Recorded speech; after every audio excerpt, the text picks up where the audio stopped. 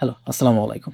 গত ৩ থেকে ৪ দিনের মধ্যে ঢাকাতে প্রায় 80+ লে অফ হইছে। আর এখানে প্রবলেম হিসেবে উঠে আসছে এআই থাকার পরেও তার প্রপার ইউটিলাইজ না করতে পারা। যদিও আগের থেকে প্রোডাক্টিভিটি ২-৩ গুণ বাড়ছে, বাট কোম্পানি আর এজেন্সিগুলোর এক্সপেকটেশন তার থেকেও বেশি।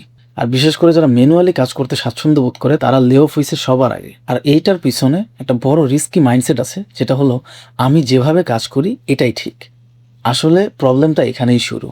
কারণ মার্কেট অলরেডি চেঞ্জ হয়ে গেছে, বাট অনেকেই মেন্টালি এখনো সেই পুরনো জায়গায় রয়ে গেছে। তারা ভাবতেছে যে সামহাও ঠিকই চলবে, এতদিন চলছে এখনো চলবে, বাট রিয়েলিটি একদমই আলাদা। আর এখন যারা ফাস্ট অ্যাডাপ্ট করতেছে, এআই কে প্রপার ইউটিলাইজ করতেছে, নিজের কাজের স্পিড এবং কোয়ালিটি বাড়াচ্ছে, তারাই দিন শেষে কোয়াইটলি এগিয়ে যাচ্ছে। আর যারা সেম ওল্ড ওয়েতে পড়ে আছে তারা তো ধীরে ধীরে পিছিয়ে পড়ছেই, তাদের রিকভার করাটা অনেকটা কঠিন হয়ে যাচ্ছে।